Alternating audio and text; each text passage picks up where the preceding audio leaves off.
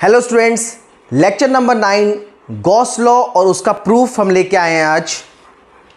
Gauss law देखो, Gauss law क्या होता है? Net electric flux through a closed surface is 1/ε0 times the charge enclosed by the closed surface. देखो, Gauss law हम जब भी अप्लाई करेंगे we will take a closed surface. Close surface होगा नहीं, हम कंसीडर करेंगे। अभी मैं आपको बताऊंगा कैसे। सबसे पहले हमें समझना है गॉस लॉ का स्टेटमेंट। ये जो हमने लिखा है, this is the statement of the Gauss law which states that किसी भी सरफेस से, किसी भी क्लोज्ड सरफेस से, ठीक है, जितना फ्लक्स पास होता है वो किसके बराबर होता है? 1/ε0 times the charge enclosed in that surface, that is phi is equals to Q/ε0। ठीक है बच्चों, यहां पे जो क्लोज्ड सरफेस की बात हो रही है, ये जो क्लोज्ड सरफेस है बेसिकली हम इसको गॉसियन सरफेस के नाम से पढ़ेंगे। किसके नाम से? गॉसियन सरफेस के। अभी गॉसियन सरफेस क्या है? ये एक इमेजिनरी सरफेस होता है जो हम ड्रॉ करेंगे, ठीक है, और उसके कुछ क्राइटेरियाज होते हैं जिनके बेसिस पे हम इसको ड्रॉ करेंगे। अभी एप्लीकेशंस में प्लस इसके प्रूफ में इसका यूज होगा। चलिए, सबसे पहले प्रूफ पढ़ने से पहले मैं आपको बता दूं इस गॉसियन सरफेस के क्या क्या क्राइटेरिया होते हैं। कौन कौन से इसके क्राइटेरिया होते हैं जो हमें फॉलो करना होता है to make a Gaussian surface. ठीक है, सबसे पहला क्राइटेरिया, इलेक्ट्रिक फील्ड। जो भी हम गॉसियन सरफेस कंसीडर करेंगे, या तो इलेक्ट्रिक फील्ड उसके पैरेलल हो या परपेंडिकुलर हो।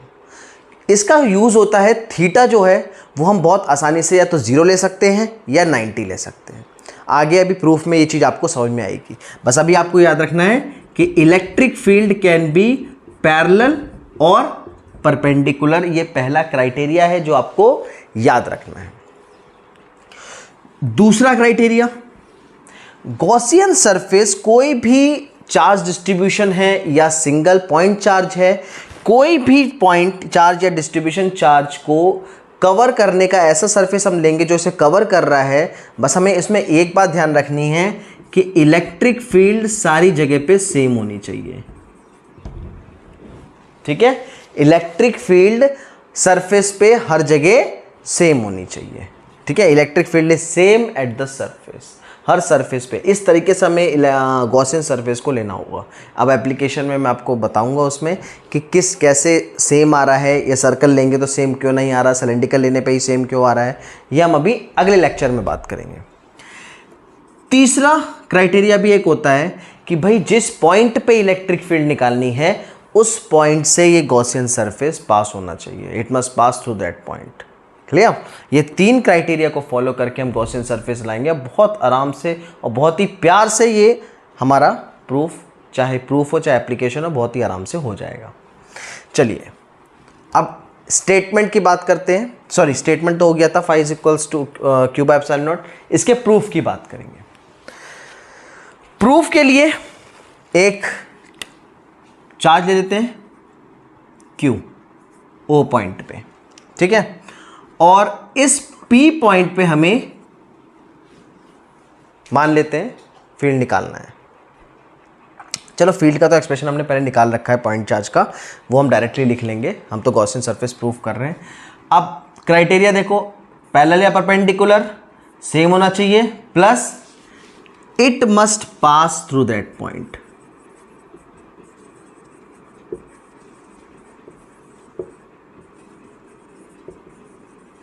जहां पे हमें निकालना है। अब देखो, हम यहां पे गॉसियन सरफेस इस तरीके से लेंगे, इस P पॉइंट पे, ये देखो, ये गॉसियन सरफेस लिया हमने। ठीक है, तीनों क्राइटेरिया सक्सेसफुल होंगे।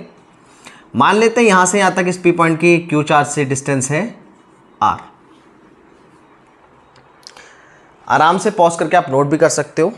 देखो, सबसे पहले अगर हम इस P पॉइंट पे देखें, electric field at P due to charge Q कितना होगा? E is equal to 1/4πε0 Q/r। R square.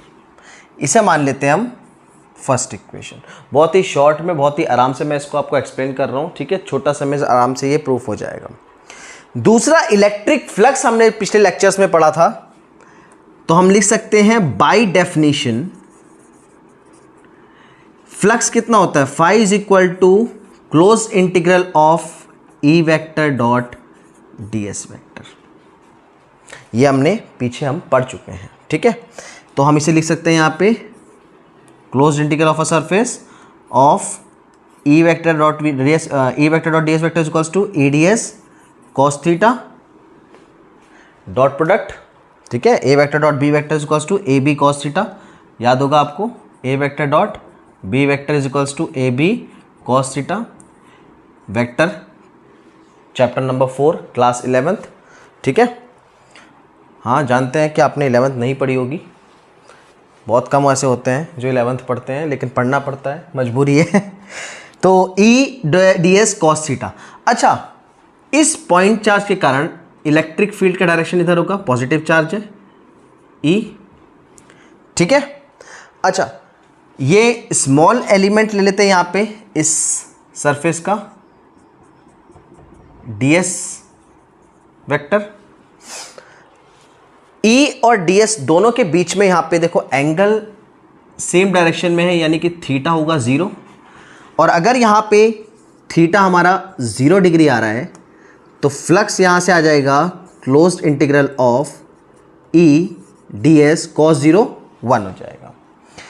यहाँ से इलेक्ट्रिक फील्ड कांस्टेंट बाहर आ गई, इंटीग्रेशन ऑफ ds, यानी कि ये कितना निकला, फाई इज इक्वल टू ई। अच्छा, ds का इंटीग्रेशन, स्मॉल एलिमेंट हमने जो लिया था एरिया, ds लिया था, अब इसका कंप्लीट स्क्वायर का इंटीग्रेशन करेंगे तो कितना आएगा, 4 पाई आर स्क्वायर। मैथ्स में सरफेस एरिया में आपने पढ़ा होगा एरिया ऑफ स्क्वायर, तो ये आ जाएगा 4 पाई आर स्क्वायर, ठीक है। इसे मान लेते हैं हम इक्वेशन नंबर 2। यहां हम लिखेंगे फ्रॉम 1 एंड 2। फर्स्ट इक्वेशन और सेकेंड इक्वेशन को देखो, फर्स्ट इक्वेशन और सेकेंड इक्वेशन को देखो ध्यान से। E की वैल्यू यहां रख देते हैं, phi is equal to, E की वैल्यू क्या है, ये देखो 1/4 pi epsilon naught Q by R square into 4 pi R square. अब देखो क्या क्या कट रहा है, 4 pi cancelled, R square cancelled, ठीक है। क्या बच रहा है, ध्यान देना, phi is equals to Q by epsilon naught, ऊपर क्यू नीचे एप्सिलॉन नॉट, ठीक है। This is the proof. देखो यही पार्ट आ गया, phi is equals to Q by epsilon naught, यही आ गया। So this is the proof of Gauss law. आप आराम से नोट कर लीजिए इसको, पूरा क्राइटेरिया ध्यान रखना है, ये प्रूफ है। अभी इसको एप्लीकेशन, सबसे इंपॉर्टेंट पार्ट है, सीबीएसई बोर्ड में डायरेक्ट क्वेश्चन एप्लीकेशन का फंसता ही है, चाहे उसका न्यूमेरिकल हो, थिन प्लेन शीट्स का, या फिर एप्लीकेशंस हो, किसी ना किसी फॉर्म में कहीं ना कहीं आपसे इसकी मुलाकात हो ही जाएगी। ध्यान रखना, इसको आप नोट कर लीजिए। उसके बाद मैं 2 चीज़ें और बताता हूँ आपको जो आपको ध्यान रखनी है इस केस में। नोट डाल के इसे भी लिख लेना, इंपॉर्टेंट है 2 बातें, ये आप नोट कर लीजिए। चलिए, पहली बात है, Gauss law is applicable to any field which obey inverse square law. कोई भी फील्ड जो इनवर्स स्क्वायर लॉ ओबे करती है, गॉस लॉ उसमें एप्लीकेबल है, ठीक है। ये चीज़ ध्यान रखना, इनवर्स स्क्वायर लॉ अगर कोई भी चीज़ ओबे करेगी, गॉस लॉ वहाँ पे एप्लीकेबल होगा। बात समझ में आई। सेकंड, अगर को मीडियम चेंज हो जाता है, मान लेते हैं, ठीक है, अगर मान लेते हैं मीडियम चेंज हो जाता है, परमिटिविटी ऑफ एप्सिलॉन आ गया, परमिटिविटी एप्सिलॉन आ गया, या फिर डाइलेक्ट्रिक कांस्टेंट आ गया के, उस केस में फ्लक्स हो जाएगा phi is equal to Q by के एप्सिलॉन नॉट। ये पार्ट आप पहले भी कर चुके हो, एक बार फिर से बस रिवाइज करा दूँ। ये हमारा छोटा सा पार्ट था गॉस लॉ और उसका proof, that was lecture number 9। Lecture number 10 बहुत ज़्यादा इंपॉर्टेंट है, बहुत ही ज़्यादा इंपॉर्टेंट है, क्योंकि उसमें applications of the Gauss law जो इस चैप्टर का सबसे मेन पार्ट है वो आने वाला है। उसको बहुत आराम से और बहुत अच्छे से पढ़ना। Thank you.